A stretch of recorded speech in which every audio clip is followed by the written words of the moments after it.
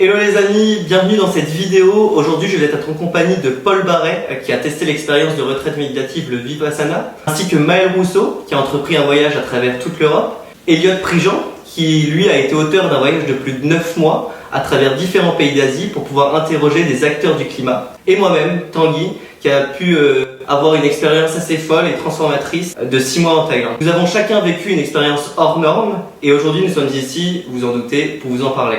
Entre dépassement de soi, sortie de zone de confort, galère et remise en question, vous en doutez, on va aborder un peu tous ces sujets pour que vous puissiez aussi vous créer votre propre voyage et créer votre propre expérience. En tout cas, bon visionnage. Alors la première question que j'ai à vous poser, c'est qu'est-ce qui nous a initialement motivé à vivre cette expérience-là? Du coup, qui veut commencer? Elliot?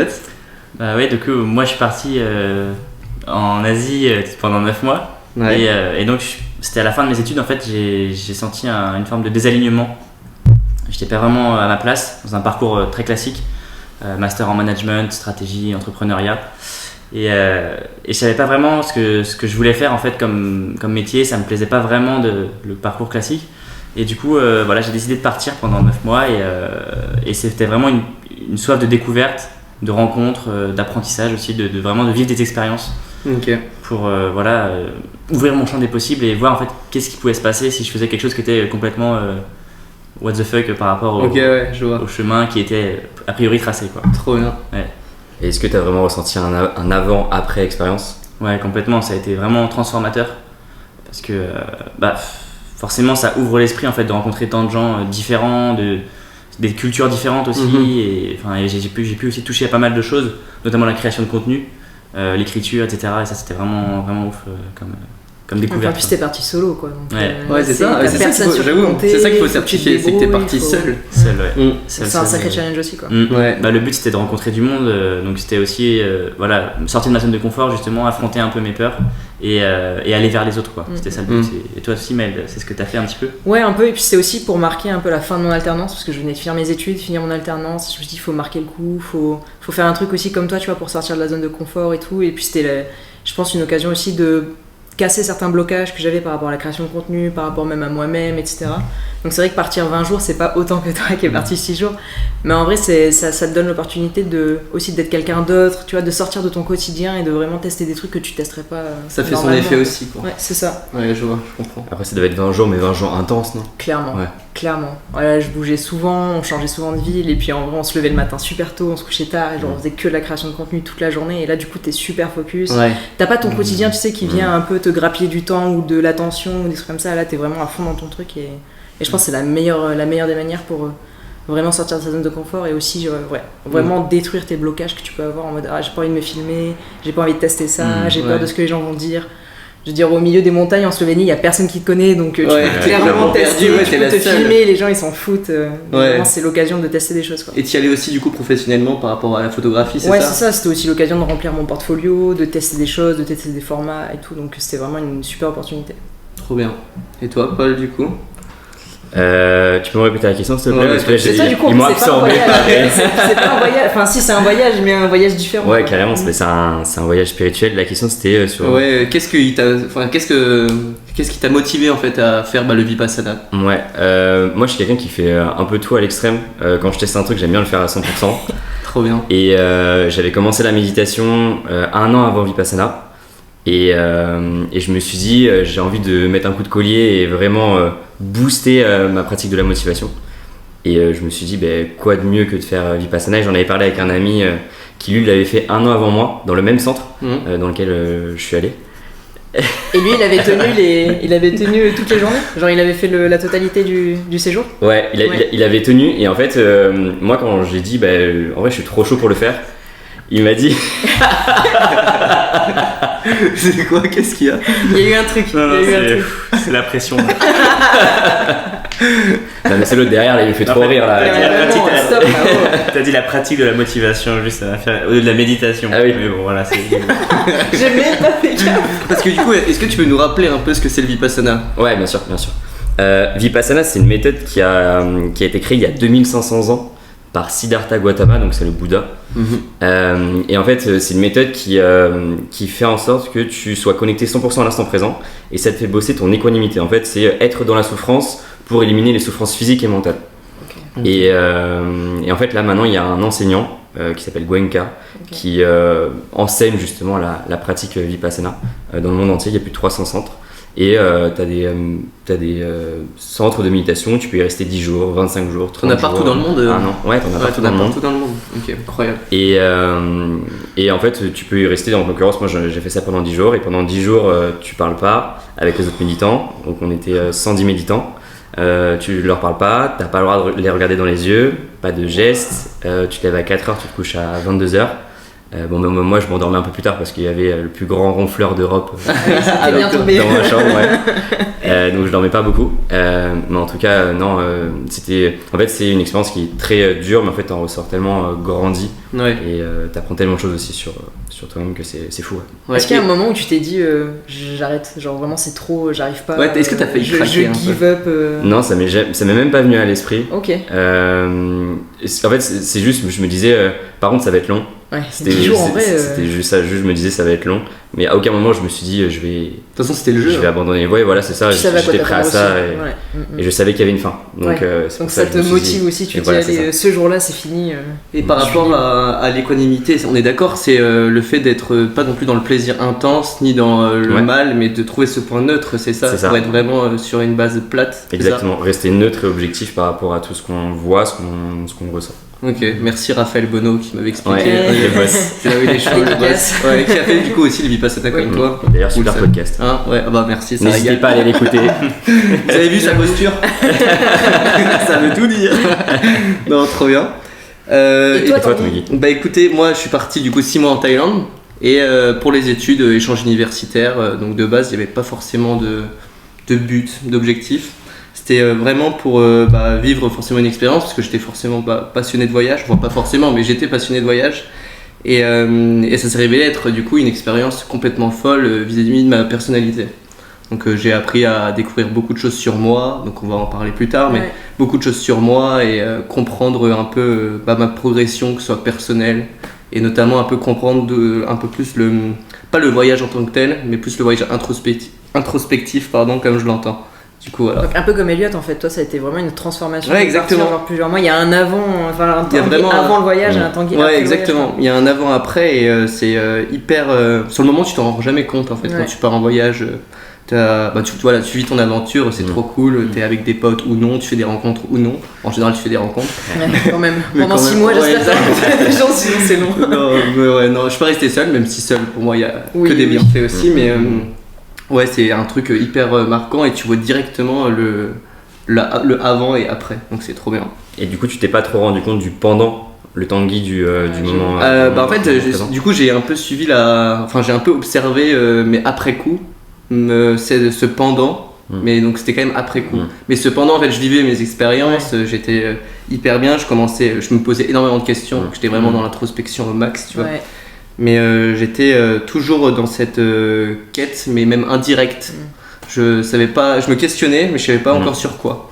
Et puis après, au fur et à mesure, ça a fait qu'en venant, il s'est passé plein de choses trop cool. On en parlera, ça va être. Et t'avais quel âge quand t'as fait ce voyage ?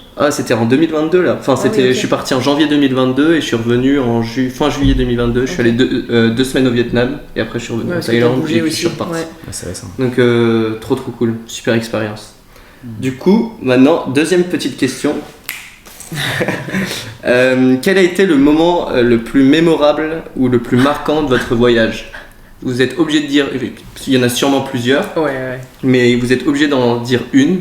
C'est pas forcément la plus extraordinaire, hein, ça peut être le moment qui nous a le plus challengé. Challengé ou la plus mémorable, mais rien que pour vous. Peut-être que ça va pas paraître impressionnant pour les autres, mais c'est quelque chose qui vous a peut-être changé ou vous a permis de vous améliorer sur un point, tu vois. Style exemple, je dis pas que c'est ça, mais peut-être que le Vipassana sur ta concentration, je dis n'importe quoi. Il y a fait ce moment mémorable, par exemple du jour 3, je dis n'importe quoi. Et il y a un moment de concentration qui a fait que c'était plus mémorable qu'un autre moment, tu vois. Enfin, je dis ça, c'est forcément peut-être pas ça, tu vois, mais en tout cas c'est ce style-là. Du coup, est-ce que vous avez une petite idée par rapport à ça ? Et vous savez quoi, quand vous êtes en train de réfléchir, ça c'est le truc que je kiffe dans mon podcast, c'est que du coup les gens en fait se plongent du coup eux aussi, indirectement dans ce voyage Ouais. introspectif. Ouais. Et c'est ce que j'aime dans mon podcast, c'est que du coup, forcément de temps en temps il y a des blancs, mais c'est ce qui me passionne, tu vois, dans le podcast. C'est de, voilà, tu cherches, t'essayes de revenir dans tes souvenirs, comprendre un peu comment t'agis, comment... Moi par exemple, pour vous donner un exemple, le moment je pense le plus marquant, ça a été quand je suis parti, en gros, donc j'étais en Thaïlande, j'étais à Bangkok, je suis allé sur une île qui s'appelle Koh Tao, donc c'est au sud de Bangkok. Et pour y accéder, en fait, tu passes par une île qui s'appelle Koh Samui, après tu pars par Koh Phangan, enfin Koh Phangan, chacun sa prononciation, et Koh Tao. Et en gros, Koh Tao, pour moi, tu vois, c'était le bonheur à l'état pur. En fait, tout était parfait. Et enfin, si je peux le réutiliser comme ça, c'était un peu l'équanimité, mais visuelle, entre guillemets, tu vois. C'est con à dire, mais c'est vrai. Tout était... et pour moi, c'est un des meilleurs moments que j'ai eu, où je me suis même dit, il faut absolument que j'y retourne, il faut absolument que je revive des choses, il faut que je me repose des questions à ces endroits-là. C'est à ces endroits-là que je me suis posé plein de questions aussi, sur comment j'étais, ce que j'allais faire, est-ce que je prenais vraiment plaisir à être dans ce voyage, enfin plein de trucs. Et du coup, ça, Koh Tao, c'est un peu mon endroit préféré sur Terre. Une petite île avec des sunsets, Ah ouais. pépites. Splendide. Oh, vraiment incroyable. J'ai toujours dit que du coup, je ferais ma demande en mariage là-bas. Ah ouais. Le mec, pas du tout too much. Mais ouais, là, c'est goat. Je vous incite à y aller. Et toi, Elliot? Ouais, j'ai 2 trucs en tête. Je vais dire le positif. C'était une interview que j'avais faite au Cambodge. Ouais. C'était quelqu'un qui avait lancé une entreprise pour créer des tissus à partir de lotus. Et en fait, on était dans un petit village vraiment reculé au Cambodge, vraiment un truc paumé. C'était un peu passant, etc. Et donc on pouvait pas faire l'interview sur place. Et du coup, il m'a amené en scooter. Donc j'étais avec lui au bout d'un village vraiment reculé. C'était vraiment impressionnant d'arriver là. Et on est monté sur une barque avec un Cambodgien et sa fille qui nous conduisait, qui était vraiment adorable, souriant, etc. Et en fait, on s'est baladé dans les champs de lotus au coucher de soleil. Putain, c'est fou. Et on a tourné l'interview là-bas, c'était vraiment magique. Incroyable. Là, j'étais là, waouh, rien que pour ça valait le coup. Raison de plus pour aller voir ton documentaire. Ouais, c'est ça. De voir la vie et tout, ça doit c'est être ça. iconique. Non, c'était génial. Mais ouais, ok, incroyable. Ouais, et puis, Trop bien. super expérience. Trop cool. T'es resté en contact avec des gens là-bas? J'ai toujours les contacts, après c'est vrai qu'on ne discute pas au quotidien, etc. Parce que voilà, chacun a ses aventures. Donc, T'as quand même rééchangé avec eux là depuis que t'es revenu en France ou... ouais, je leur avais envoyé mon documentaire, etc. Ah, ouais, donc ok. ils étaient super, ils étaient très contents. Donc ça c'était trop cool d'avoir des retours des gens que t'as interviewés. Ouais, ça c'est fou. incroyable. Hein. Ouais, Surtout à l'autre bout du monde comme ça, c'est Non, pas carrément. n'importe quoi. Trop bien, Carrément. incroyable. Et toi, Paul? Pareil, j'en ai 2, mais on va en choisir qu'un. Alors pour le coup, c'était pas le 3e jour, c'était le 5e jour. Trop bien. Presque. Après, c'était Je me pas rappelle de tes posts LinkedIn. Ouais. Et donc on méditait 10 heures par jour et on avait une dernière méditation le soir de 45 minutes. Et en fait, juste avant ça, il y avait un discours de Goenka qui était enregistré, qu'on écoutait. Et après ça, donc on avait cette méditation-là. Et moi, j'étais à chaque fois tellement concentré durant ces méditations-là que j'avais l'impression que c'était des méditations très très intenses, et ça l'était. Et le 5e jour, en fait, ça montait en puissance. Et dès le début, j'étais concentré, je suis rentré dans ma méditation, j'ai fait ma petite technique Vipassana pour me concentrer sur le souffle, on repère les sensations. Et après, j'avais l'impression d'être un poids lourd, d'être un camion. J'ai l'impression de peser 4 tonnes. Je sais pas combien pèse un camion exactement, mais je pesais très très lourd. Et j'étais vraiment ancré dans le sol. Et j'avais l'impression qu'il y avait un flux qui passait vraiment dans tout mon corps. Je ressentais toutes les sensations. J'avais vraiment l'impression qu'on m'avait drogué, qu'on m'avait piqué juste avant ma méditation. Et je me voyais un petit peu de l'extérieur de manière un peu intangible. Mais j'avais l'impression de voir les sensations et de les ressentir en même temps. Enfin, c'est un peu inexplicable. Et j'avais envie de garder ça. Et ça, je l'ai jamais retrouvé après jusqu'au 10e jour. Et c'est pour ça que j'ai eu un peu une chute, une retombée le 6e et 7e jour où j'ai eu du mal à méditer. Elle est tellement haut que. Ouais, voilà, c'est ça. Et tu l'expliques comment? Tu vas aller le chercher, ça. Tu l'expliques comment ce mal du coup sur les 2e jours? T'arrivais moins à te concentrer, tu ressentais du coup beaucoup moins de choses parce que t'avais tellement Ouais, je pense de l'attente. de l'attente du coup. Genre, tu voulais ressentir Ouais, c'est ça. encore ce. Je me disais, mais comment ça, Putain, ça fait j'ai une envie de le fois, retrouver. allez, vas-y. J'essayais de me concentrer et j'y arrivais pas. Et il y avait trop de pensées. Ouais. Et- En fait, t'étais dans le contrôle sans être dans le contrôle. Ouais, en soi. c'est C'est un peu ça. Ok. Ouais. Ouais, je comprends. Et t'as pas paniqué quand t'as ressenti tout ça, genre quand t'as ressenti Non. les flux et tout, quand tu t'es senti lourd, genre y a pas eu un moment où tu t'es dit ouah, il se passe quoi, genre ça m'est jamais arrivé. Ouais, heureusement j'en avais entendu parler Ok. et je me suis dit c'est possible. Donc c'était pas une grosse surprise, genre Non, c'était pas d'un c'est ça. coup ouais il se passe quoi. Mais je me suis dit c'est impossible que je vais que j'arrive. Moi je méditais avec des gens qui eux ça faisait des dizaines d'années qu'ils méditaient et il y en avait certains même ils avaient jamais ressenti quelque chose comme ça. Ah oui ok. Et, ouais, c'est fou. et là je me suis dit ah ouais c'est fort. Tu vis. Fort le Ouais. fort le Voilà, très fort c'est le col. J'étais très content. Ok, incroyable. T'as une sacrée expérience en vrai. Et toi Maël? Moi je pense que je vais choisir pas un moment négatif mais un moment qui a été un peu une galère et qui m'a appris beaucoup de choses parce que du coup vous avez choisi plein de trucs positifs. Moi je pense que ce qui m'a beaucoup plus marqué dans mon voyage c'est le dernier jour, genre quand il a fallu que je rentre en France. Parce que là ça a été une galère sans nom, j'avais de base genre 13 heures de train pour faire Italie jusqu'à chez moi, genre dans l'ouest de la France. Fallait que je traverse l'Allemagne, fallait que je passe à Strasbourg, que je passe à Paris, enfin bref. Et du coup j'avais un train à prendre à 7 heures à La Spezia en Italie, qui m'emmènerait à Milan, et après à partir de Milan normalement ça devait découler nickel. Sauf que ce train-là est annulé. Ouais. Donc à 7h30, je me retrouve à La Spezia en Italie à me dire, bah, du coup, je fais comment? Genre, tous mes billets de train, ils sont plus bons parce que du coup, je vais louper tous mes changements à Milan, etc. J'ai pas de billets qui sont bons, tous les trains sont complets parce qu'en plus, c'était les vacances scolaires en France Ah et tout, ouais. donc il y avait plein de Français partout. Je voulais prendre mes billets, mais je pouvais pas. Il y a eu un petit moment de panique. Et en vrai, je trouve que ça, parce qu'au final, j'ai réussi à rentrer, tu vois, ça m'a pris 2 jours, mais j'ai quand même réussi à rentrer. Ça m'a appris un max de résilience. Genre vraiment, tu vois, mon train il est annulé, bah ça sert à rien que je pleure, ça sert à rien que je panique, ça sert à rien que je m'énerve. Genre il est annulé, tu vois. Il y a personne qui va venir me voir et me dire ah si tu pleures, allez c'est bon, on va remettre le train. T'étais vraiment dans le self-control C'est mort. de la situation. J'ai eu un petit moment de panique et au final, je me suis dit au pire, t'auras toujours des solutions. Tu trouves un hôtel quelque part, tu trouves un Flixbus, tu vois, ce sera galère, ce sera long, ça va être chiant.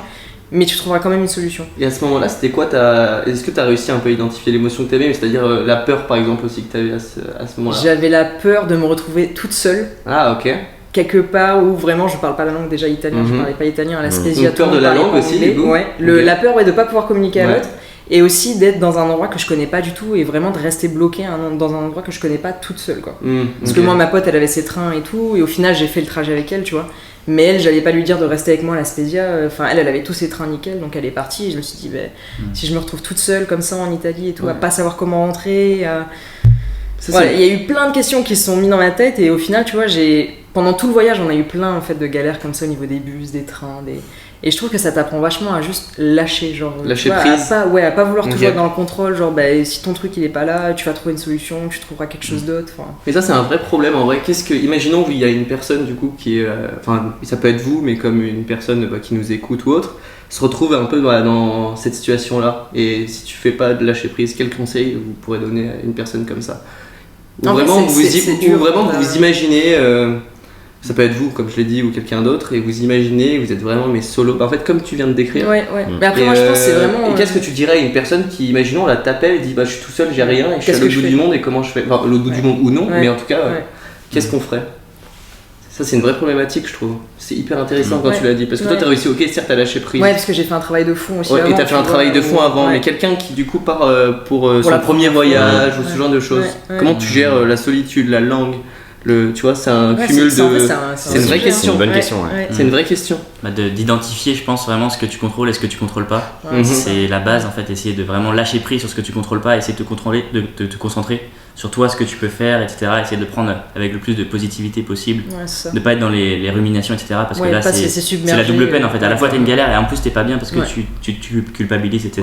Il y a une question après ensuite d'autoblocage, quoi. C'est toujours la même rengaine. Tu te bloques toi, donc en fait, tu deviens encore une fois ton pire ennemi, comme souvent d'ailleurs dans la vie. Mais je pense que quand c'est la première fois que ça t'arrive, c'est dur. En vrai, de prendre de la distance et tout, de dire je contrôle pas, chill, je trouverai des solutions, c'est dur. Mais quand ça t'arrive plusieurs fois, etc., tu vois, au fur et à mesure, tu commences à t'habituer et tu te dis la fois d'avant j'ai trouvé des solutions, je vais retrouver des solutions quoi. Il n'y a pas de raison que cette fois-là ça marche pas. Je pense qu'il y a de ça et je pense qu'il y a aussi avant de partir en voyage de se dire potentiellement ça va arriver. C'est vrai. De prévoir, de s'y préparer. De s'y préparer, sans devenir non plus complètement parano. Mais ok, trop bien. Et physiquement parlant, enfin fondamentalement parlant, on se retrouve du coup seul, donc même schéma.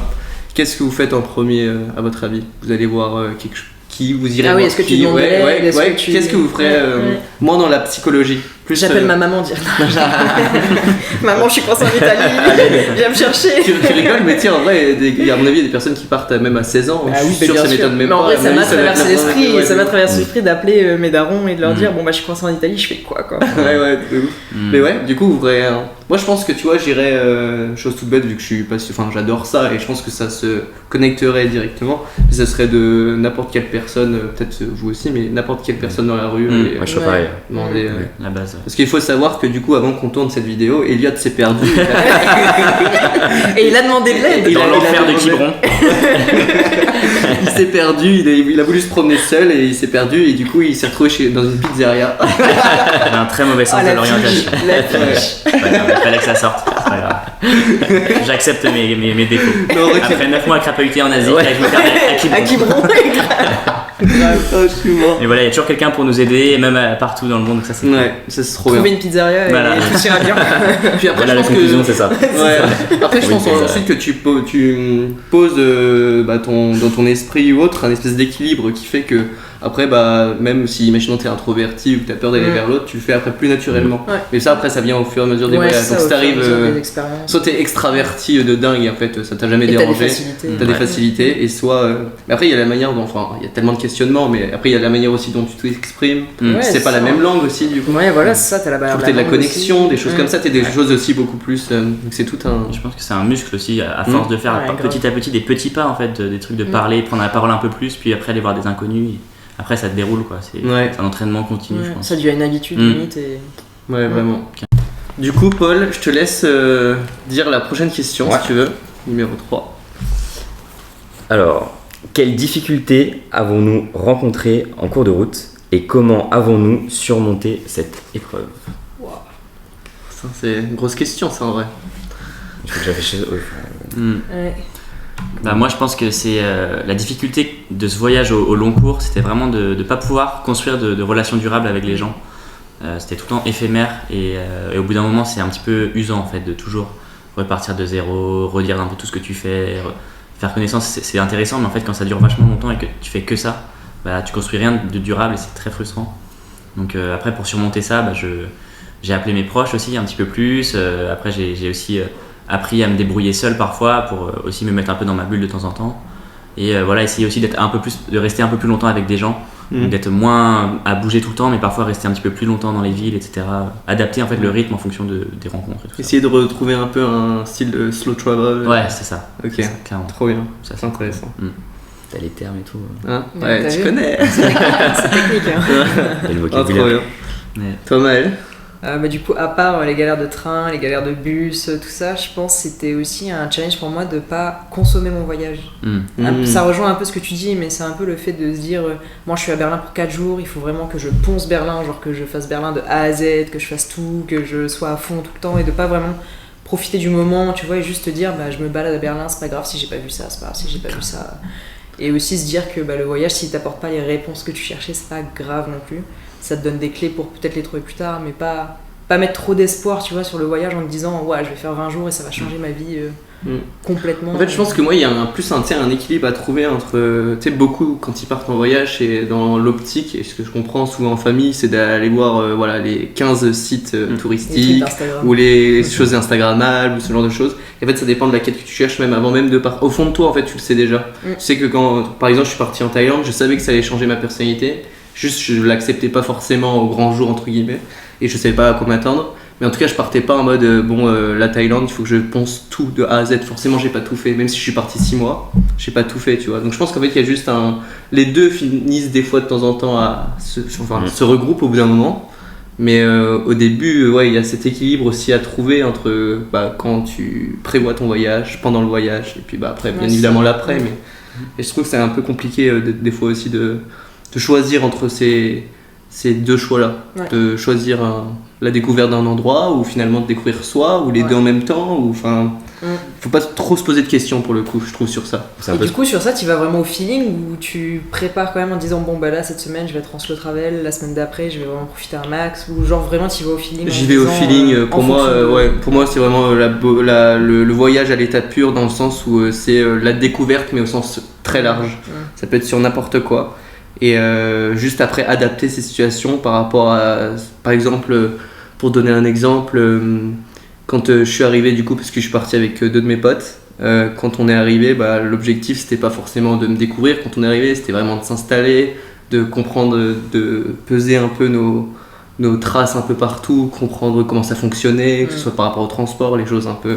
Et au fur et à mesure, oui, là c'était plus moi, et réussir à trouver un peu cet équilibre entre j'ai envie d'être seul aussi, même si j'aime beaucoup mes 2 potes, tu vois, mais d'être seul et de partager aussi des choses avec eux. Et, tu vois, trouver. En fait, ça s'est fait vraiment sur le coup. C'est un équilibre à trouver au fur et à mesure aussi en testant. Exactement. Et donc, ça, c'était ta plus grosse difficulté aussi? Je pense que ma plus grosse difficulté. Alors, c'était une des grandes difficultés, mais je pense que la plus grande difficulté, moi, c'est plus fait du coup après le voyage, avec le syndrome du voyageur, du coup. Où vraiment tout le monde avait une intensité. Enfin, tout le monde, pas du tout. Moi, j'avais une intensité hors norme que du coup personne ne pouvait comprendre, qui est propre à chacun après un voyage que l'on fait. Et en fait, mes parents, mes amis, c'est normal, ils pouvaient pas comprendre en fait tout ce qui. Et du coup, en fait, j'avais plus aucun objectif. Enfin, je suis arrivé chez moi à Paris, c'était mes plats de chez plats. J'avais je ne savais pas quoi faire. Et après voilà, au fur et à mesure, ça s'est révélé que justement grâce à ce syndrome du voyageur, j'ai réussi à trouver des clés qui ont fait que j'écris le podcast, ce genre de choses.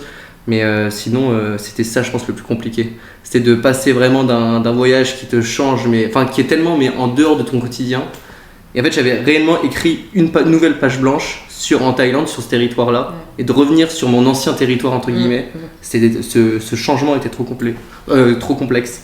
Et c'est pour moi un des facteurs qui fait que le voyage, c'est juste génial pour tout. Tu te poses plein de questions, c'est hyper formateur, forcément c'est formateur. Mais il y a quand même à court terme des fois du coup le retour est toujours un peu c'est ça. Sur le long terme, le voyage est toujours révélateur de plein de choses hyper positives, mais à court terme ça dépend de la personne. Puis tu te sens en décalage avec les gens, genre vraiment quand tu rentres, toi t'as vécu un truc de fou, t'as trop kiffé tes jours et tout, exactement, tes balades, tes découvertes et tout, et quand tu rentres, les gens ils comprennent pas forcément ce que t'as vécu. C'est ça, exactement. Et du coup tu te dis mais pourquoi ils sont pas aussi excités que moi, pourquoi ils sont pas autant à fond tout, et du coup il y a un décalage un peu. Et puis c'est ce que je disais à Paul hier, en fait, t'as des personnes, du coup, forcément tu reviens de ton voyage et ils viennent te parler de la dernière news, ça va pas avec tel pote ou tel ex ou tel copain de copine, etc. Et c'est triste à dire, mais à ce moment-là, quand tu pars en voyage, t'es vraiment plus dans l'effacement. J'en parle souvent dans mes podcasts, mais t'es vraiment plus dans l'effacement fusionnel. T'es plus concentré sur les autres, mais t'es concentré sur toi. Mais pas de manière égoïste comme on l'entend, mais dans le bon côté de l'égoïsme. Et c'est ce qui fait un choc en fait. Du coup, ça y est, il y a de nouveau 1 milliard d'informations où en réalité tu t'en fiches parce que t'es tellement axé sur toi qui fait que ça rend le truc complètement. Et après, c'est le temps. Et après, c'est la gestion du temps, c'est de comment tu gères les choses après un voyage comme ça. Où tu essaies de te retrouver un peu plus des bases en retrouvant ton ancien territoire du coup. Je sais pas si tu l'as préparé dans les questions d'après, mais du coup comment t'as fait pour surpasser ça, surmonter ça? En gros, je pense que tu vois, alors, pendant quelques mois il se passait rien comme je le disais. Et après en fait j'ai juste pris un carnet, j'ai mis des mots un peu partout sur ce carnet, je notais, mais au début ça ne voulait vraiment rien dire. Et je me suis rappelé tout simplement plein de souvenirs d'enfance en fait. J'avais tellement, qu'est-ce que je rêvais de faire, donc tu vois, je me suis rappelé comme quoi je voulais devenir joaillier, donc il y avait cet esprit créatif. Je me suis rappelé de mes vacances avec mes cousins, je me suis rappelé un peu mes discussions avec ma sœur, mes parents, enfin plein de trucs des fois qui étaient très futiles où on se souvient pas forcément, ou des moments de solitude aussi, de comment j'étais. En fait, je me suis introspecté mais sur l'ensemble de ma vie en règle générale, et jusqu'au souvenir où je me suis dit putain, mais depuis mes 13-14 ans, je rêve d'entreprendre quelque chose, mais c'est ça qu'il faut que je fasse à ce moment-là, sachant que je viens de vivre un truc de ouf. Et là, je me suis dit, podcast.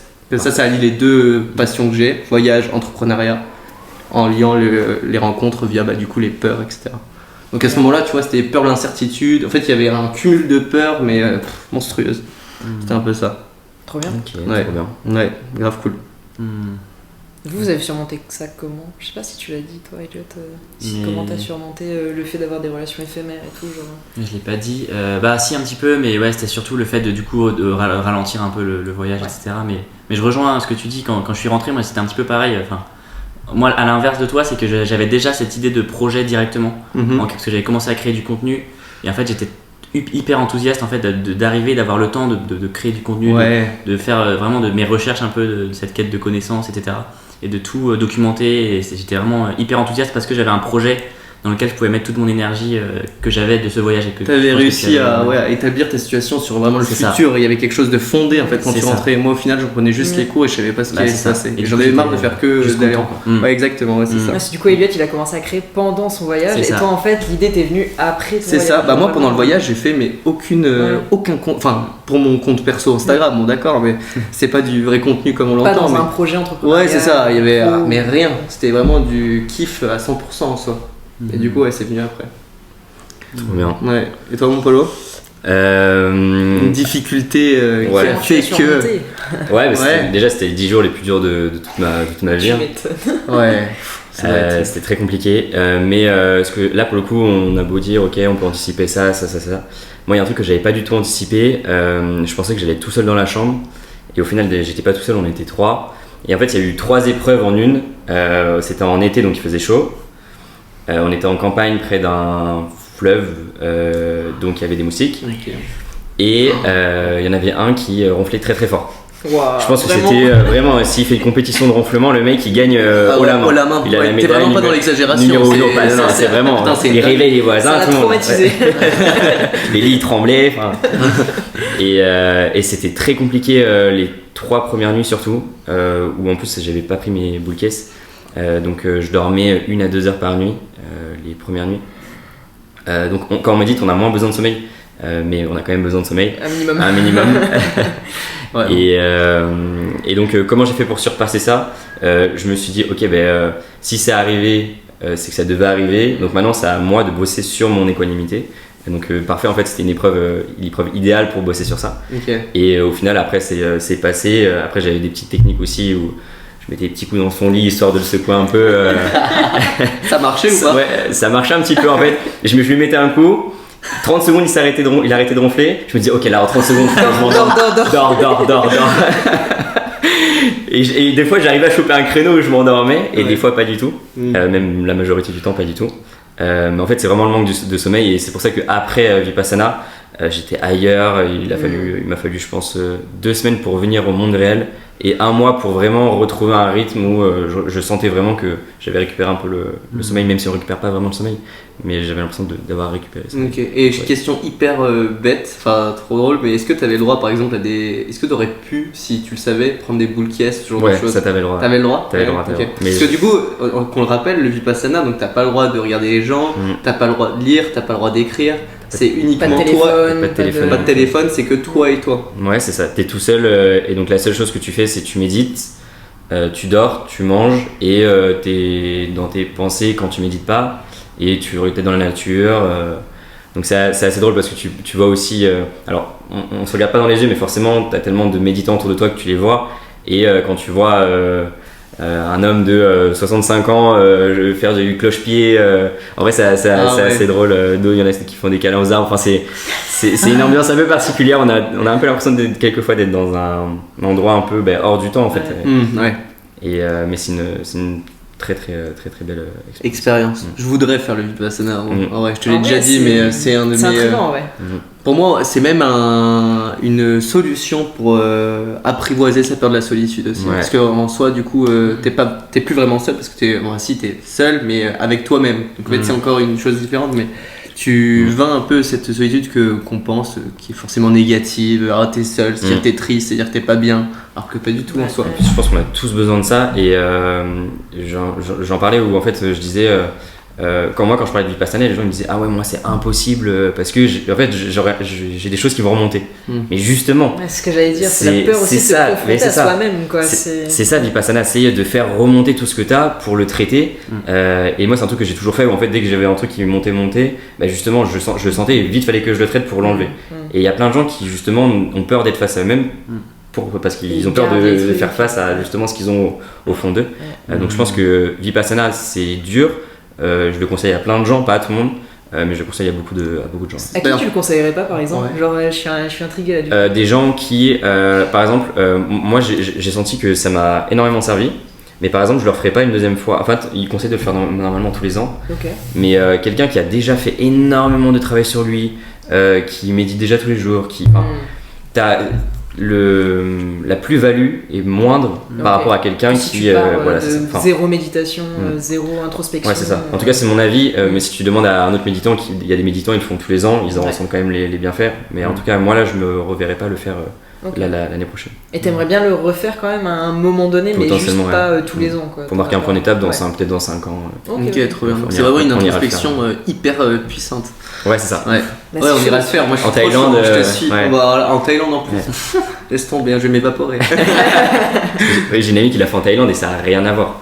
Ouais. Donc, Ah ouais, bah forcément, il y a la température aussi ouais, qui il joue. fait chaud. Eux, ils ont chacun leur chambre par contre, mais c'est beaucoup plus cadré en France. Vraiment, il y a le gong. Si tu te réveilles, alors on n'est pas chez les militaires, mais Ouais. si à la méditation obligatoire de 8 heures, t'es pas réveillé, ils viennent te voir dans ta chambre, ouais, bah, du coup, c'est l'heure d'aller méditer. Ok. Alors qu'en Thaïlande, si tu veux pas méditer. C'est ton problème, quoi. Ouais, C'est c'est ton ton choix. problème. C'est. Est-ce que vous êtes passé un peu par Elliot et moi-même hein, vous êtes passé sur des phases d'introspection intenses à un moment donné dans votre aventure, votre expé Oui, bah ouais, quand même. Mais une en particulier ou pas? J'ai pas de souvenir là comme ça. C'était Mm. vraiment tout au long du Ouais. voyage. Et tu l'exprimais comment en fait? C'était plus par des pensées ou de l'écriture ou... Ouais, bah c'est ça, ouais. C'est pour ça que je me suis mis à l'écriture, je pense aussi. C'était une manière de justement extérioriser un peu toutes ces pensées.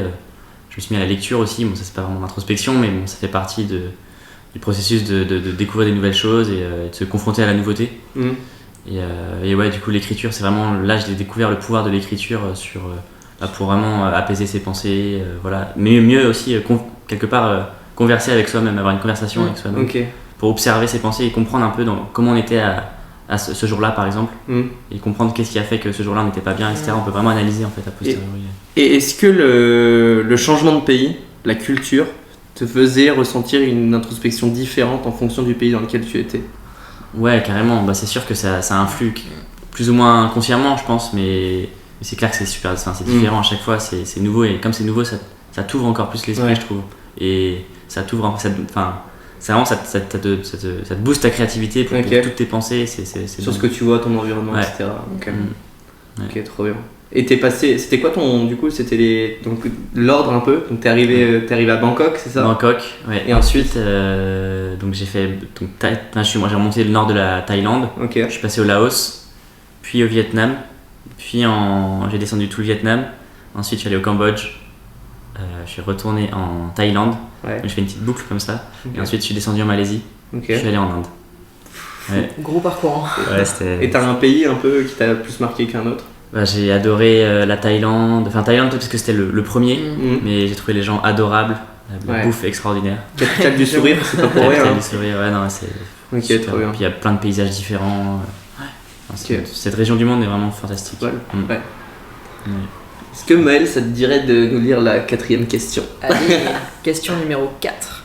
Comment cette expérience a-t-elle changé notre perspective de vie et notre perspective sur nous-mêmes? Ok. Alors là, tu veux commencer? Grosse question. Hein.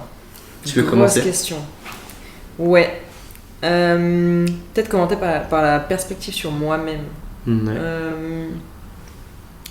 Je pense que voyager, ça m'a beaucoup aidé à mieux gérer mes émotions.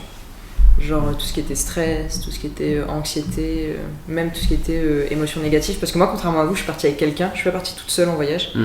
Et mine de rien, être tout le temps avec quelqu'un, etc., bah, il faut apprendre à gérer ses émotions aussi, parce que des fois on est fatigué, des fois on est saoulé, des fois on n'a pas envie de faire des trucs, et bon bref. Il y a une relation aussi, donc il faut gérer ses émotions par rapport à l'autre. Et j'avoue que sur ce point-là, par rapport à moi, ça m'a beaucoup aidé à gérer mes émotions. Et du coup, ma perspective sur moi-même, c'est que en fait, je suis quelqu'un d'assez calme et que je peux ne pas être angoissé, je peux ne pas être stressé tout le temps et aussi ne pas être tout le temps dans le contrôle. Et ça, je pense que c'est vraiment ces voyages qui t'aident à aussi lâcher prise, comme on disait tout à l'heure. Et quand tu dis gérer, c'est les accepter ou justement accepter, les bloquer? les Parce qu'en vrai, il y en a accepter. beaucoup qui Parce les qu'avant, je bloquent les et après, ce bloquais. qui fait que. Ouais. Ouais, Ce avant, qui je fait l'ai que- bloqué, ça s'emmagasine, et puis à un moment où ça pète, et là, c'est jamais de la bonne façon, c'est jamais de la bonne manière. Mais du coup, me dire, ok, là maintenant je ressens cette émotion, pourquoi je la ressens, pourquoi à ce moment-là, et genre comment je peux faire pour la gérer, tu vois. Est-ce qu'il faut que je passe du temps toute seule, est-ce qu'il faut que j'écrive, est-ce qu'il faut un peu plus analyser genre mes réactions aux événements et à mes émotions. Et ça, tu le fais à chaque fois que tu as une émotion qui est très très forte? Quand elles sont fortes, ouais. Et en plus, en général, c'est plus les émotions négatives, tu vois. Maintenant que tu le dis, c'est plus quand je suis très stressée ou très énervée ou très fatiguée que j'ai tendance à écrire. Et c'est vrai que tout ce qui est émotions positives, j'ai pas tendance à le... Ouais, c'est ce que j'ai à commencé le- à à, l'écrire. ouais, c'est ce que Ouais. j'ai commencé à faire en vrai, de vraiment. Bah, du coup, pour moi, j'ai un concept simple. Pour moi, il n'y a aucune émotion négative. Mais bon, après, là, on oui, rentre dans le. Oui, oui. Mais je Oui, comprends tout à fait, totalement. oui. En tout cas, Je vois ce que tu veux d'un dire. point de vue conventionnel, entre guillemets, oui, il y a des émotions négatives et d'autres positives. Mais j'ai commencé à. Du coup, j'écrivais quand ça n'allait pas. Par exemple, j'ai vraiment commencé typiquement à écrire quand j'avais le syndrome du voyageur. Mais depuis peu, j'écris vraiment des émotions positives pour comprendre pourquoi je suis pas bien, mais pourquoi aussi je suis bien. Qu'est-ce qui fait et Ouais, essayer de tout à faire ce fait. lien entre les deux. Et encore mieux comprendre de pourquoi telle action, telle pensée, telle réflexion. Ouais, tu vois. pas se focus que sur C'est sur ça. le négatif, entre Ouais, guillemets, ouais. sur ce qu'on perçoit comme négatif, quoi. Ouais, exactement. Non, c'est ça.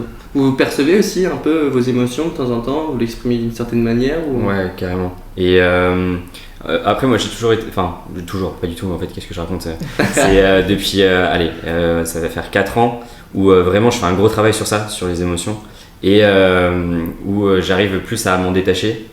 Et c'est pour ça qu'il y a des moments où même il y a des personnes, enfin même des amis qui me disent mais t'as pas d'émotion, mais pas Ouais, du tout. ouais. C'est pas que j'ai pas d'émotion, c'est que je les contrôle et que je sais les apprivoiser, que j'arrive à m'en détacher. Mais c'est pas pour ça qu'elles me touchent pas. Moi, Oui. au fond, je suis quelqu'un qui est assez sensible, mais au contraire, c'est un gros travail que j'ai fait sur moi, parce qu'en fait, elles avaient tendance à vite remonter. En fait, du coup, il y avait des actions enfin, je faisais des actions que j'avais pas forcément envie de faire parce que les émotions prenaient le pas.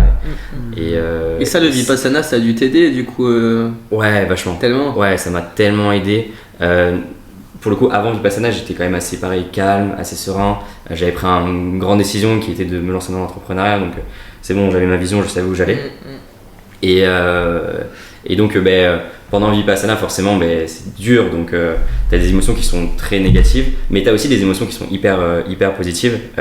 Franchement, j'ai vécu les plus beaux moments, alors que c'est des moments où tu fais rien. J'étais assis sur un banc, je regardais l'arbre comme ça, et je me disais, mais là, je suis en train de vivre un moment de fou. Il est beau, cet arbre. Ouais, vraiment. Ouais. Là, tu vois l'arbre qui bouge, les feuilles. C'est tout bête, mais c'est très puissant comme moment. Et sur ce moment-là, justement, tu profites de ça, mais ça te prend, mais il faut que tu apprennes à le contrôler. Donc sur le moment difficile, par exemple, le ronfleur, Ouais. au début C'est j'étais satisfaisant. énervé, je me Ouais, suis dit, ouais. oh, mais attends, mais. Et à la fin, j'étais en mode, ok, tranquille. Et encore une fois, Acceptation, tu ne le contrôles pas. Oui, Donc, c'est du ça. coup, ce qui fait que ça revient à ce Ouais, que voilà, tu disais. ça c'est hors de ta. Enfin, tu vas pas tuer non plus ton collègue. Tu vas pas l'étouffer dans la nuit. Je te le souhaite pas. J'ai failli, Voilà, j'ai quoi. failli. À ça. Non, ouais, putain, c'est fou. Et toi, Incroyable. t'écris ou pas, Tanguy? Hein? T'écris, toi, tes émotions? Ou Ouais, t'as je les d'autres écris moyens de les gérer ou Non, vraiment ça tout passe par l'écriture? Principalement, ouais, c'est me poser 1 milliard de questions. Je m'en pose, mais tout le monde se pose des questions. Oui. Mais je m'en pose, je pense, en tout cas à mon sens, je pense, par rapport à tous mes amis ou autres, fois 100 plus des questions. C'est pas très Mais c'est français rigolo ce que parce je que viens du de coup ça passe vraiment par l'écriture quoi. Il y a vraiment un truc qui fait que quand t'as besoin d'exprimer un truc, c'est voilà, papier, stylo et Ouais, t'écris quoi. Et je passe aussi un peu, j'ai un peu appris à méditer mais en pleine conscience. C'est-à-dire que même les aliments que je suis en train de manger, maintenant j'essaye de ressentir la moindre fibre de la chose, même tout à l'heure, en fait, je le dis pas forcément, mais j'essaye de ressentir la moindre chose que je sens pour voir ce que mon corps ressent. Et ça aide aussi. Le toucher, tu vois, je touche cette table et j'essaye de ressentir Vraiment la comment ça se texture de passe, la etc. table. Et ça me permet de, encore une fois, lâcher beaucoup plus prise par rapport à des choses, des ondes négatives.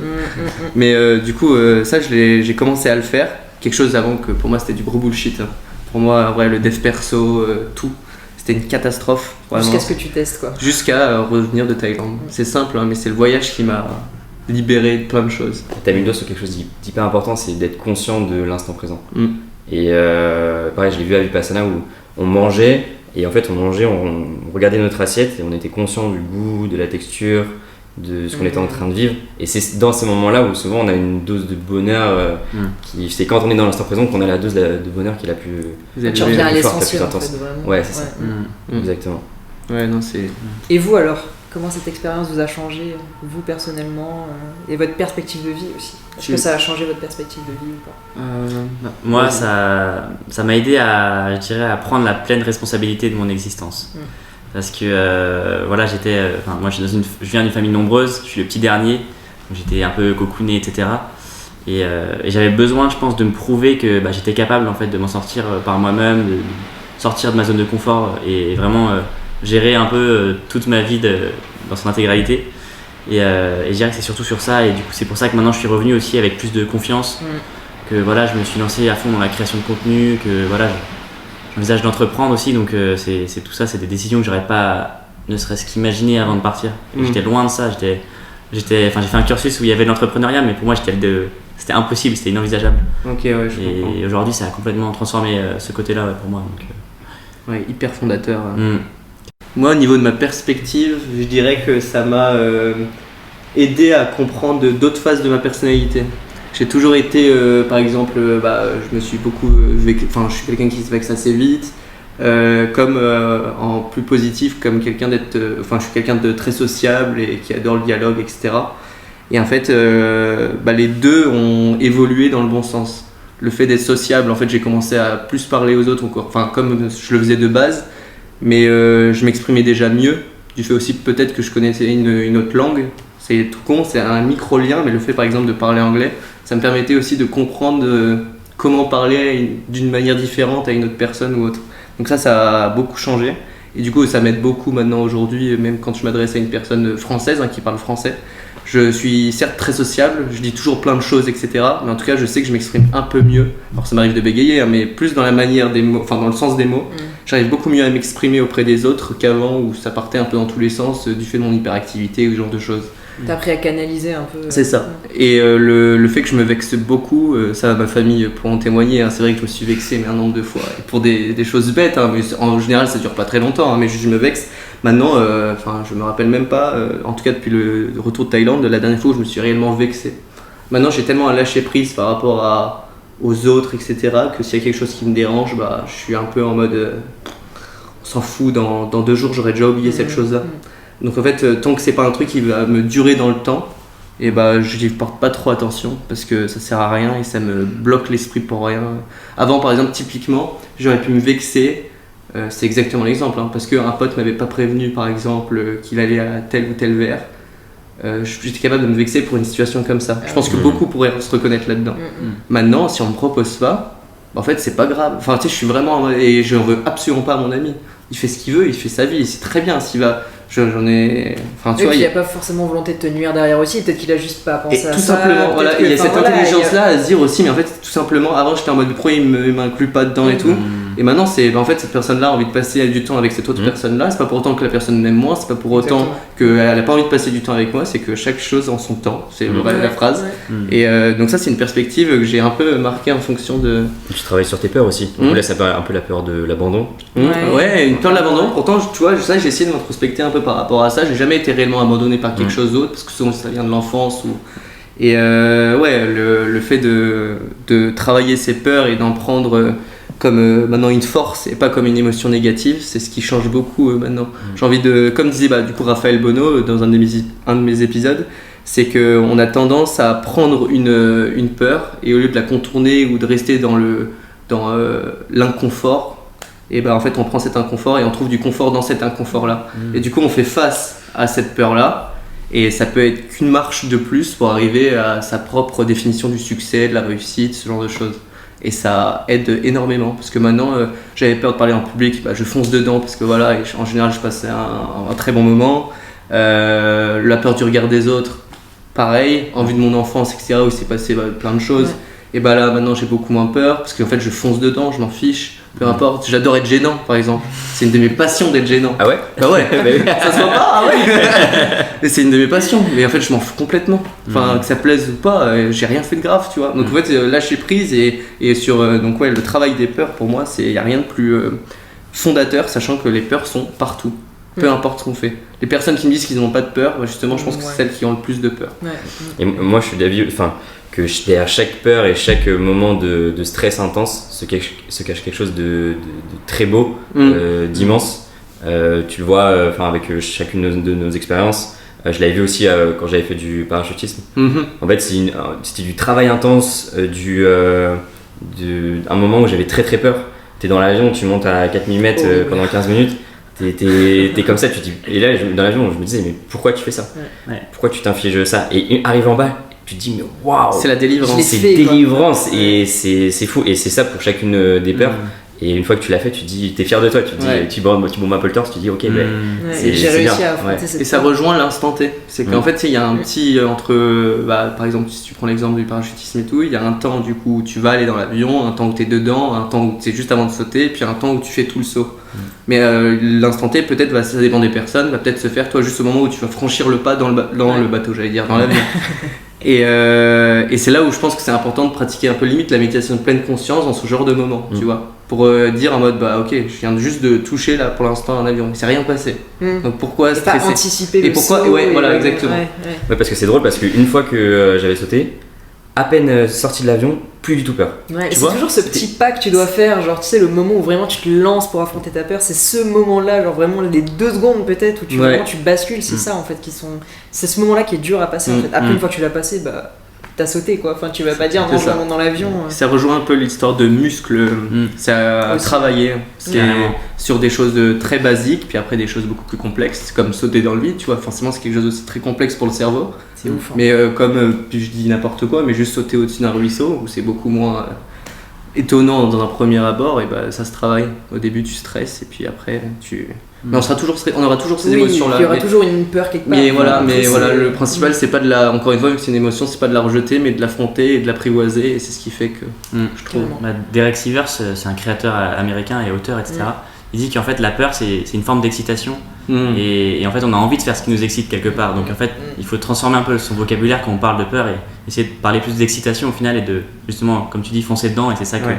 qui fait qu'après on grandit Ouais, et ça arrive après On est limite au content. dépassement de soi Mm. et ce genre de choses. Ouais, c'est exactement ça, c'est trop bien. carrément. C'est une bonne boussole, je trouve, Ouais, la peur. Genre, ouais. je trouve que quand j'ai peur de faire un truc, c'est que j'ai vraiment envie de le faire au fond, tu vois. Du coup, Mm. si t'as peur, c'est que c'est un bon indice de il faut que tu le fasses, Ouais, il faut que t'essayes, exactement. il faut que tu...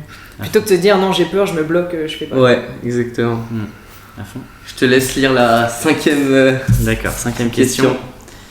Quelle est la personne la plus inspirante que nous ayons rencontrée pendant notre expérience? Ah ah, ça me touche en vrai cette question parce que Vas-y. pour moi il n'y a rien de mieux que les rencontres Ça c'est vrai. sur tous les aspects de la vie. Pour moi, tu vois, il y a des rencontres par exemple qu'on a complètement oubliées, qu'on n'en parle plus du tout. Des choses toutes bêtes quand on était à l'école primaire. On a rencontré plein de gosses et tout. Mais en fait, ces gosses-là Des nous ont instituts. éduqués sur plein de choses. Ouais. Le fait de jouer à des billes, c'est notre sens du fait d'être assez habile, par exemple. En fait, il y a plein de choses qui inconsciemment sont venues à travers notre cerveau, etc., qui proviennent de ces gosses, où des fois, c'est notre meilleur ami d'enfance. Des fois, on les a complètement oubliés. C'est souvent un peu le cas, parce que on n'a pas cette règle des 10 amis sur le doigt d'une main, tu vois, on en a souvent 20. Mais, ou pas du tout, hein, d'ailleurs, il y a certains. Mais ouais, je trouve que forcément les rencontres, c'est un truc. Donc, je sais Et pas. surtout vous, en plus, vous êtes partis longtemps, donc t'as le temps de faire des rencontres, puis en plus quand tu bouges d'un Mais endroit tu à un autre, forcément tu plus, tu pars croises tout des seul. gens. Ouais, Ouais, voilà, tu c'est pars ça, tout t'es seul. obligé d'aller... Enfin, Ouais, t'es obligé de passer le Il y pas a un vers moment l'autre où et tout. forcément t'as besoin d'aller vers l'autre, quoi. Mais tu vois, il y a un truc qui fait que beaucoup disent ouais, mais pour faire des rencontres, il faut forcément partir en voyage. Pas du tout, tu vois. Du principe où juste tu quittes ton appart, ta maison, tout ce que tu veux, tu peux aller faire une rencontre. T'es entrepreneur par exemple, ça va être le networking. T'es vidéaste, ça va être les personnes que tu vas aller filmer. T'es professeur, ça va être les enfants que tu es en train d'éduquer. En fait, tu peux faire des rencontres tous les jours non-stop. Maintenant, c'est juste encore une fois un peu un muscle à drainer. Et c'est pas parce que tu parles pas anglais à cette personne-là que tu vas pas faire une rencontre hors norme. Comme nous quatre, vous voyez, tu vois, on se connaît pas depuis très très longtemps. On fait des rencontres, on est bien tous français, en France on parle français, etc. Ça n'empêche pas de nous rencontrer et de faire des constats fous, tu vois. Clairement. C'est C'est incroyable. Et même au quotidien, ne serait-ce que essayer d'avoir des petits mots sympas avec les gens que tu rencontres à la boulangerie, etc. C'est des petits trucs bêtes. Exactement. Ouais. Mais en fait, c'est des trucs qui, au fur et à mesure, si tu la revois, etc., et que tu noues une relation, c'est là finalement qu'il y a toute la richesse Ouais, ça crée du lien. de la rencontre Ouais. et tout ça qui est là. Quoi. Du coup, qui a une personne en tête? Vipassana, c'est peut-être un peu compliqué. Bah ouais. C'est pour ça. Tu peux pas te regarder, tu peux pas parler. Alors, Tu peux dire toi-même. Paradoxalement, C'est un truc tout bête, mais- alors oui. Parce que tu as sûrement rencontré d'autres parts, désolé je te coupe, mais tu as sûrement rencontré d'autres parts d'inconnus qui sont en toi. Et Ouais. tu t'es dit, ah putain, mais c'est donc ça, Paul. Ouais, non, C'est possiblement, alors on rentre vraiment dans la psycho, mais c'est hyper intriguant aussi. Hein, le truc. c'est vrai que tu découvres des nouvelles personnalités, enfin des nouvelles émotions aussi. Mhm. Mais moi, en fait, paradoxalement, tu parles pas avec les autres méditants, par contre, tu crées un lien énorme avec les autres méditants. En fait, quand tu es dans la salle de méditation, on a chacun notre tapis, donc à chaque fois, tu vas t'asseoir sur le même tapis de méditation. Et donc, quand tu t'assois, tu sens, et c'est un mot maintenant que j'ai tout en bouche, c'est l'énergie. Tu ressens l'énergie des gens. Et en fait, tu t'assois, et en fait, ton pote, enfin, du coup, je dis ton pote, tu vois, l'absus révélateur, c'est tu crées un lien fort, tu vois qu'il bouge pas, et ben tu dis, lui il bouge pas, moi j'ai pas bougé. Et en fait, on se tire tous vers le haut, donc ça crée quand même un lien. Et ça, on l'a vu à la fin des 10 jours. En fait, c'était le 10e jour à partir de 10h, c'était à 10h. On peut parler, on peut reparler aux autres méditants. Et là, on sort de la salle de méditation, tout le monde est là, tout le monde rigole, tout le monde parle très librement de tout, avec tout le monde. Et en plus, c'est des gens qui viennent de un peu toutes les horizons, même il y avait des personnes qui venaient vraiment de Norvège, Suède, qui venaient un peu partout. Et donc, tu crées un lien très fort pendant, et aussi après, je suis encore en contact avec certaines personnes de Vipassana. C'est génial. Et moi, l'une des personnes qui m'a inspiré aussi, parce que je me retrouve aussi vachement dans lui, ce qu'il m'a raconté, c'est un professeur de yoga qui pratique le yoga depuis des dizaines d'années maintenant. Et lui, en fait, c'est quelqu'un qui réfléchissait énormément. Et donc, en fait, il a fait un gros travail sur lui-même, il a testé des choses, et c'est pour ça qu'il a commencé le yoga, et maintenant il fait du Hatha yoga.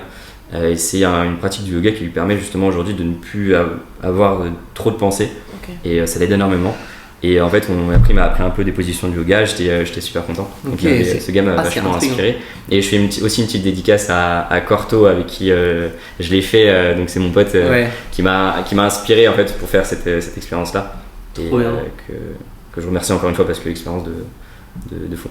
Trop cool. Mais c'est dingue de se dire que tu peux créer du lien avec les gens sans les regarder, sans leur parler. Genre, c'est fou de se dire que tu arrives quand même à sentir les énergies, et même, tu vois, quand vous êtes retrouvés, t'étais en mode comme si tu retrouvais un pote ou quoi, mais alors que vous vous êtes jamais échangé un mot et tout, c'est l'énergie, libération, il y a tellement, je pense qu'il y a un cumul de choses que toi seul du coup tu as vécu, mais c'est fou.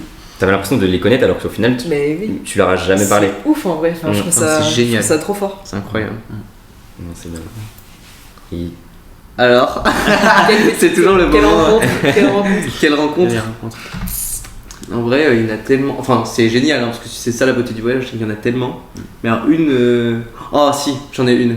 En gros, avec mon pote, en bas de de la location qu'on avait à Bangkok, il y avait un 7-Eleven, la fameuse épicerie qui ferme jamais. C'est vraiment la base de la base. Toi-même tu sais, Elliot. Et en gros, au fur et à mesure donc, de nos 6 mois avec mes 2 amis, donc forcément on allait à gauche, à droite, etc. Bon, à chaque fois on venait à notre appartement, là où il y avait nos valises, etc.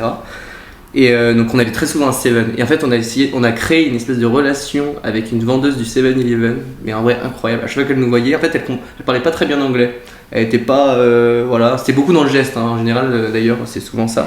Beaucoup dans le geste, et en fait on a créé aussi une sorte de, du coup j'ai envie de dire énergie, je pense pas que ce soit ça. Ça se rejoint un peu parce que vous pouviez pas communiquer. Ouais, exactement, et du coup ça s'est fait très naturellement, et c'était incroyable, on parlait, et en fait c'est con parce qu'on achetait nos trucs, mais il y avait un truc qui se faisait, et comme quoi tu vois je le dis là, c'est que vraiment ça m'a marqué.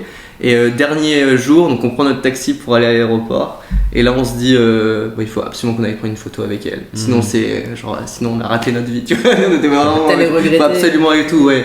Et du coup on allait la voir et tout, elle était trop contente de prendre une photo avec nous, elle était en mode Kapunka. C'était incroyable. Et du coup ça c'était une rencontre qui m'a grave marqué dans juste le côté purement humain, et un peu ce côté aussi d'énergie. En vrai, tu vois, j'aurais même pas pensé dire cette personne là, mais là ça vient de me sauter aux yeux, mais c'est vrai que ça m'a complètement marqué. Même si ça peut paraître un peu anodin de l'extérieur, mais c'est un truc à part le fait qu'elle voit qu'on est 2 jeunes, et qu'elle aussi en soi était jeune, mais que on savait qu'elle travaillait au 7-Eleven. En vrai je ne sais rien de sa vie. Juste c'est une sorte un peu de rencontre incomprise mais comprise en même temps. C'est trop bizarre, mais c'était incroyable, c'était trop je pense que mon pote il va se reconnaître, ça va être drôle quand tu vas écouter. Mais c'était génial. Dingue. Ouais. Moi aussi c'est pareil, il y en a eu tellement des rencontres inspirantes aussi, parce que je suis allé intentionnellement rencontrer des gens qui avaient fait des projets qui les dépassaient un petit peu. Je dirais j'ai une image, une personne qui m'a beaucoup marqué, c'est une dame qui s'appelle Amy dans le sud du Vietnam, qui était dans un parcours classique. Elle avait étudié l'économie je crois, Et elle a décidé donc elle a quitté son entreprise où elle travaillait pour reprendre l'entreprise de son père où ils font du recyclage de noix de coco. Et en fait tout ça, forcément financièrement etc, c'était peut-être un peu moins intéressant pour elle, mais ça permettait de revenir dans un cadre beaucoup plus naturel, d'avoir une mission qui avait du sens et d'être aussi avec sa famille. Et elle m'a accueilli en coach surfing là-bas. Et elle était d'une gentillesse absolument incroyable. C'était vraiment apaisant comme cadre. Et là, ça permet de reconnecter à l'essentiel en fait, se rendre compte de ce qui compte, la famille, être bien en fait là où t'es, dans ce que tu fais au quotidien. Elle revenait souvent sur cet endroit, l'endroit où l'entreprise était. Elle y allait quand elle était enfant ou pas? Oui, elle y vivait. Ouais, c'est ça. Donc c'était aussi peut-être une manière pour elle de revenir sur son enfance et tout. Ouais, carrément. C'est clair, c'est génial. C'était ouf. Ouais. Revenir aux racines. Pour perpétuer le savoir-faire aussi, c'était ça qui comptait aussi, une vraie mission qui la dépassait un peu. Et aussi à côté de ça, elle promeut le style de vie durable, etc. Donc elle a toute une. Derrière, elle est engagée aussi sur. Ouais. C'est génial. Et question rien à voir, le couchsurfing, t'en as fait pendant. Pas énormément. C'était la seule fois que j'en ai fait, sinon c'est trop bien. Moi j'en ai jamais fait, alors que Dieu sait qu'on est des fans un peu de voyage, mais j'en ai jamais fait, mais j'attends que ça. C'est vrai que c'est génial, ouais. J'attends trop, ok, trop bien. Donc bonne expérience à chaque fois le couchsurfing. Là pour le coup, c'était franchement génial, donc c'est vrai que c'est à refaire. Trop cool. Carrément. Bon, je vais vous lire une autre question. Alors, avant, pendant ou après l'expérience, comment avons-nous géré nos moments de doute et nos incertitudes? Donc ça allie bien évidemment, vous vous en doutez, la peur de l'incertitude. Mais donc que ce soit avant, pendant ou après, que ce soit l'organisation du voyage.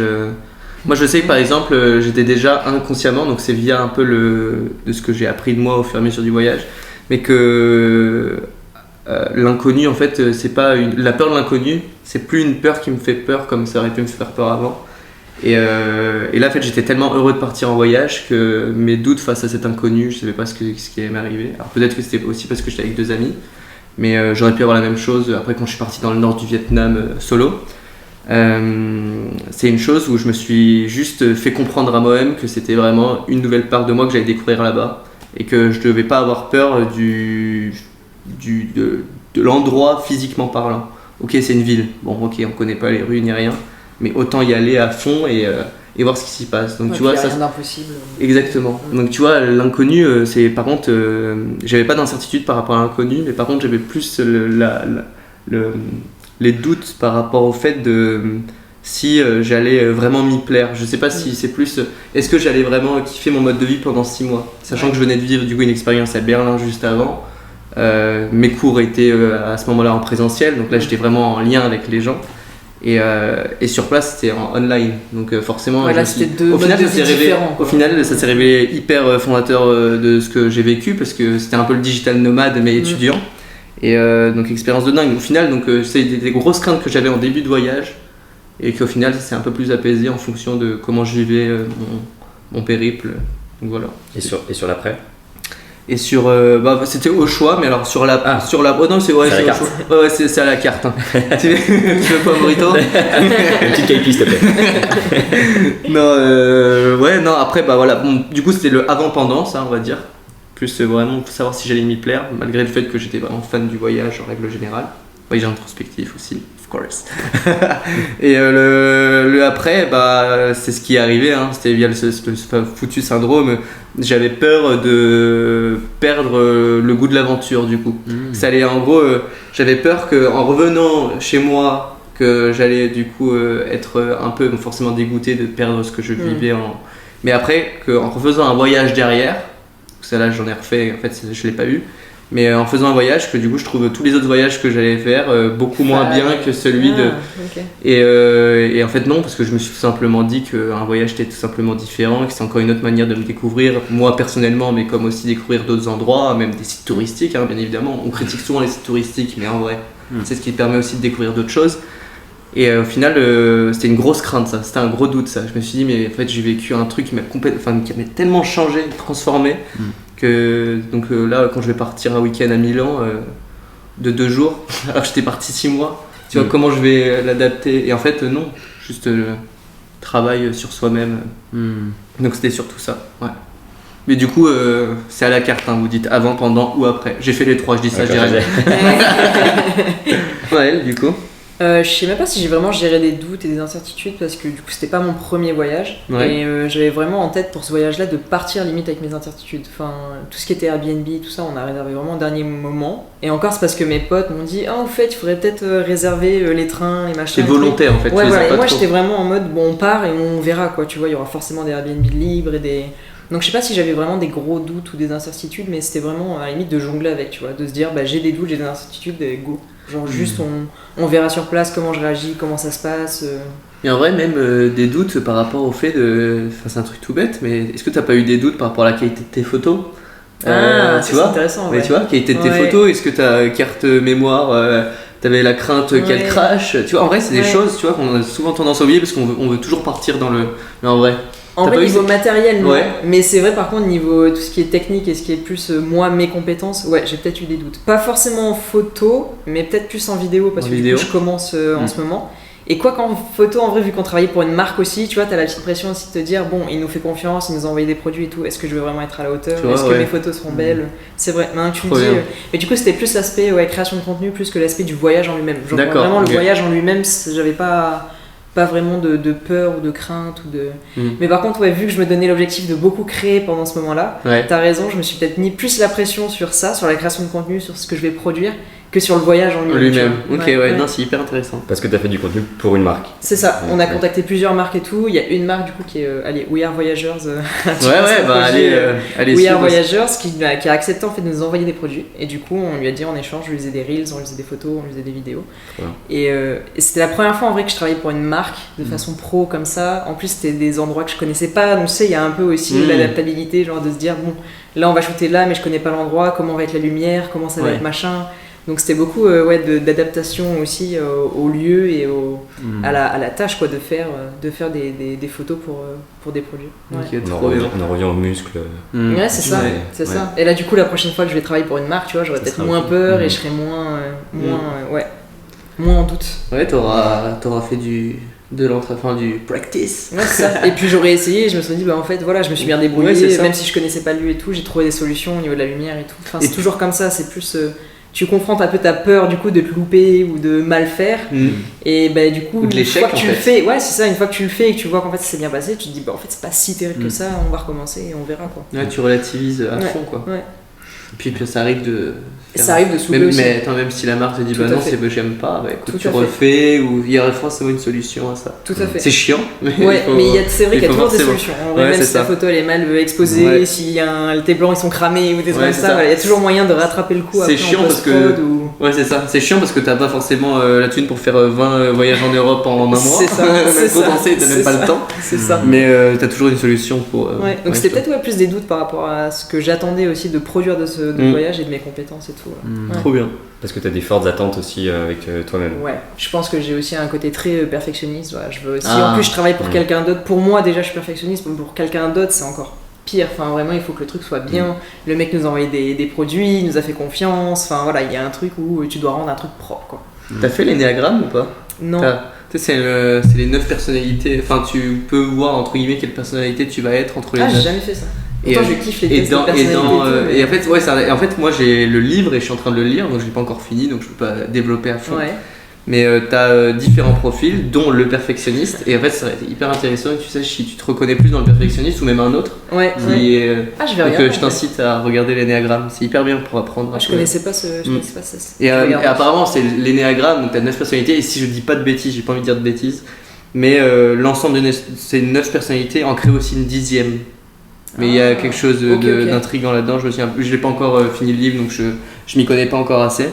Mais c'est intéressant les tests comme ça. Perfectionniste, ça m'a fait penser à ça direct. Ça permet aussi de mieux comprendre ton fonctionnement, de mieux comprendre ce qui te plaît, ce qui te plaît pas, comment tu fonctionnes. Exactement.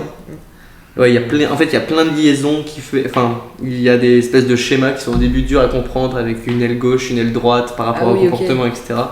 Et qui fait que le perfectionniste va détester, alors j'ai pas encore lu ce profil là, je sais qu'il est là mais je l'ai pas encore lu, mais le perfectionniste va détester telle ou telle chose mais va adorer telle ou telle chose. Et pourquoi, en opposition à une autre personnalité. Et tu vas comprendre pourquoi t'es perfectionniste en soi. mais plus profondément parlant. Donc c'est intéressant en vrai. C'est trop stylé. Mm. Tu l'as pas, t'as lu l'énéagramme ou Non, pas? j'ai pas lu celui-là. Non. Non. Toi non plus, Paul? Non, mais j'ai fait le test. Le test? Mais il y a aussi quelque chose, il me semble, où en fait t'es à un numéro, c'est ça, t'as un numéro de base, et en fait tu tends vers un deuxième numéro. C'est ça exactement. Ouais, Bah, voilà, c'est l'aile gauche, l'aile droite, exactement. Ouais. C'est ouais. Ah, donc tu oui, peux être c'est- sur deux personnalités un peu. Ouais, j'ai oublié de Ok. préciser, ouais, t'as raison de le dire. Ouais, en fait, chaque perfectionniste, etc., ont un numéro et en fait, tu vois, donc si t'es perfectionniste, tu tends plus vers aussi le numéro 3, Ok. plus Ou le numéro 9, Ok. enfin, voilà, ok. ce genre de choses, donc c'est trop stylé. Comme ça, tu vois aussi un peu les sides. Putain, je parle Je vais anglais, c'est faire à ça. croire. Sorry, I'm busy. On va Mais faire les voilà. tests. On va faire Ouais. les tests. Elliot. Sur les doutes Ouais, incertitude. Bah, je pense que c'est comme on disait au début, apprendre à lâcher prise sur ce qu'on ne contrôle pas en fait. On peut pas tout savoir, on peut pas tout savoir à l'avance. Donc essayer notamment la méditation, ça m'a aidé. Je m'y suis mis pendant mon voyage, 10-15 minutes par jour, mais ça suffit à être moins dépendant de ses émotions, moins attaché à ses émotions en fait. Et ça, le sport aussi, je trouve que ça aide à soulager en fait quelque part. Le corps être plus apaisé.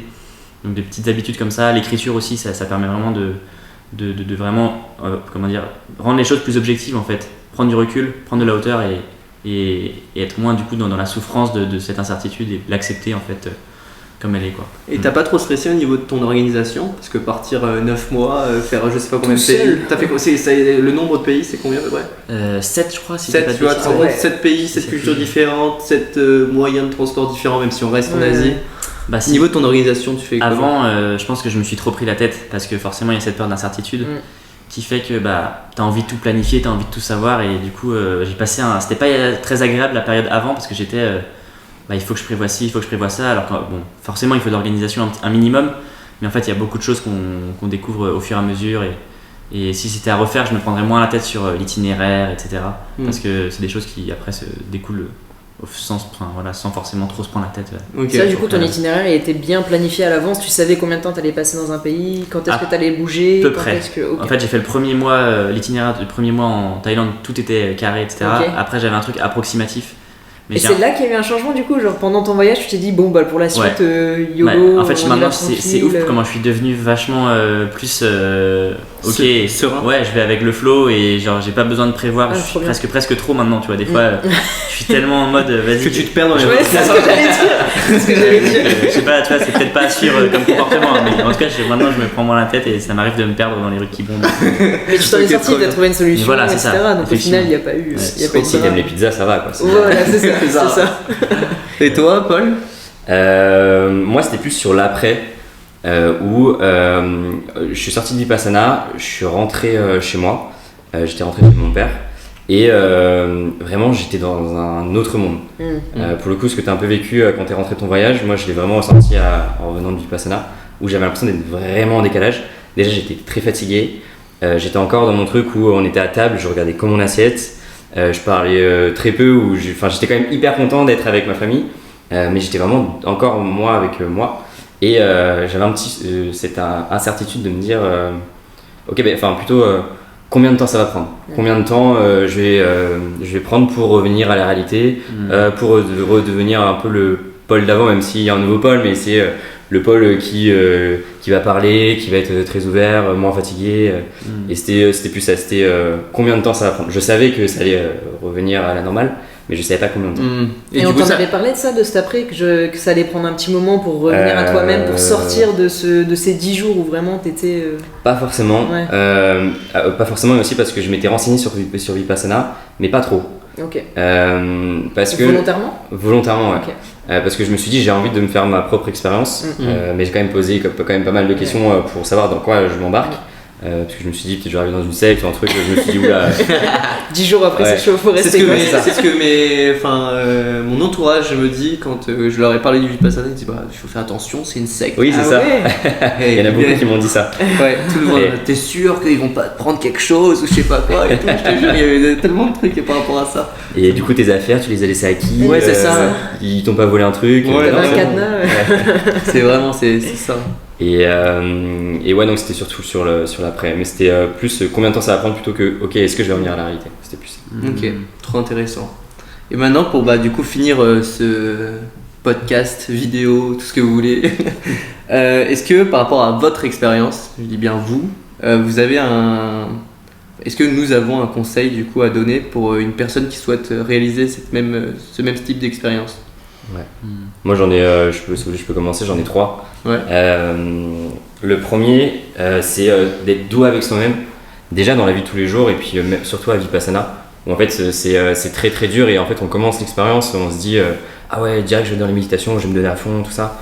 Mais en fait ça va être dur, il faut se dire ok s'il y a des pensées qui arrivent, c'est normal, enfin, tu peux pas devenir un Bouddha en 10 jours. Donc c'est être doux avec soi-même.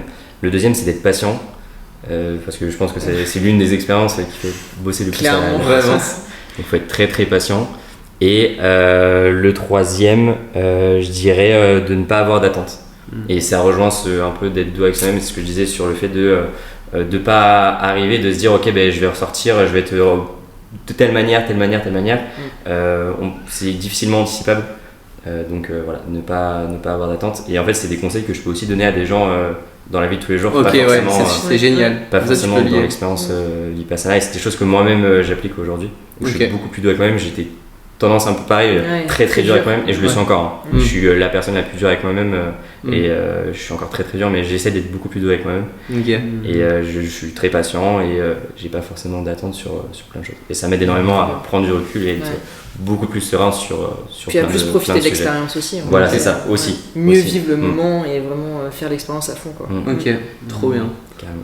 Moi, tu vois, je pense que le conseil que je donnerais, alors ça va paraître un peu contradictoire, mais pourtant ça ne l'est pas du tout, c'est, vu que je suis un fan d'introspection comme beaucoup l'est, mais c'est d'arrêter de se poser trop de questions avant de vivre une expérience et plutôt de s'en poser beaucoup pendant l'expérience. Et après, why not s'en poser après, mais pas avant, parce que du coup c'est ce qui crée du coup des blocages.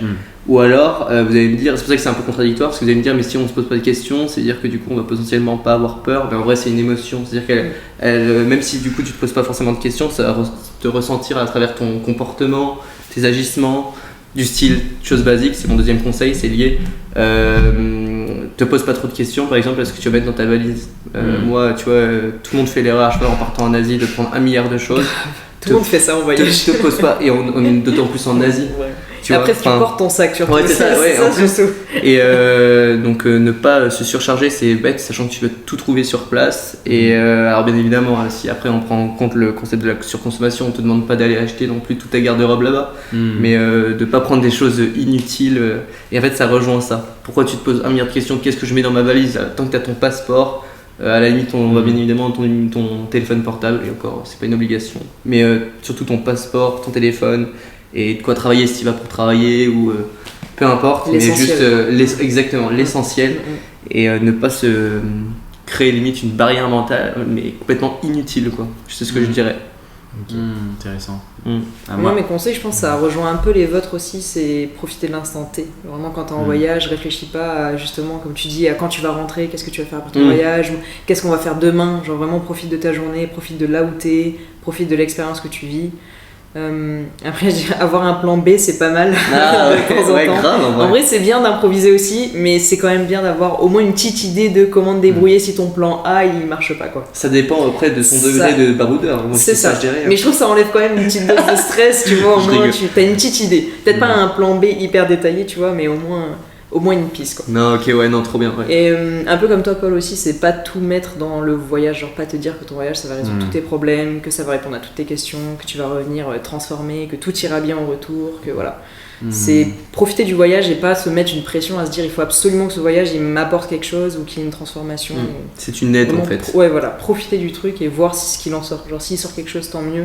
S'il en sort moins de ce que t'as prévu, c'est pas grave non plus. Et même si, imaginons, même un voyage, même si sur le moment, enfin sur l'après-voyage, tu ressens quasiment rien, tu te dis au final ça m'a rien apporté. En général, ça te reviendra, mais sur le long terme, même 10 ans après, s'il faut, putain, mais ouais, ce voyage et tout, et hop, ça te reviendra. En fait, ce sera jamais une expérience perdue dans tous les cas. Mais je vais pas se dire, ouais, ça va être un truc extraordinaire, il va y avoir vraiment un gros gap entre moi avant, moi après, enfin voilà, ça peut t'apporter un truc comme ça, mais c'est pas obligatoire. Pas trop aller dans l'utopie. Et pas se dire du coup j'ai gâché mon temps à faire ce voyage, j'ai gâché mon argent. Non, il n'y a jamais de gâchis en voyage ou l'équanimité. en expérience comme ça. Ouais, voilà. Il faut pas être dans le blâme, mais ni dans l'utopie non plus. C'est ça, exactement. Ça va, on se connecte bien là dans nos... Et après, on est en co-living, pourquoi? c'est ça.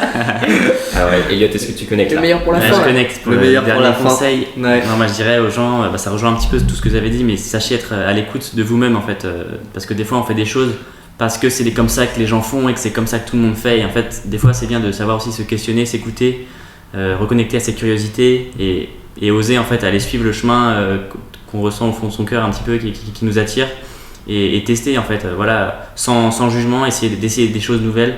Et c'est comme ça, je trouve qu'on arrive à mieux savoir ce qu'on veut parce qu'on se connaît mieux aussi au contact de l'inconnu et des nouveautés. Donc, Trop bien. Et je trouve que ce genre d'expérience en plus c'est le moment pour tester des trucs. Enfin vraiment c'est le moment Ouais. si t'as envie de tenter un truc c'est Ouais, le moment c'est ça. pour le faire quoi. Ouais, exactement. Surtout à notre âge. Ouais, Donc, exactement. carrément. trop bien. Bah, merci les gars et les filles. Bah, merci à toi. Merci, ouais. Merci à toi. C'était Tom. trop cool. Et puis bah malheureusement, il faudrait que vous veniez chez moi à Paris, mais il faudrait que je vous fasse signer, vu que vous serez dans le podcast, c'est un On truc passera. On unique passera. chez moi, mais On passera. de signer ma table en bois comme tous mes autres épisodes. Donc voilà. En tout cas, merci beaucoup. C'était grave cool. Merci les gars. Ouais, merci.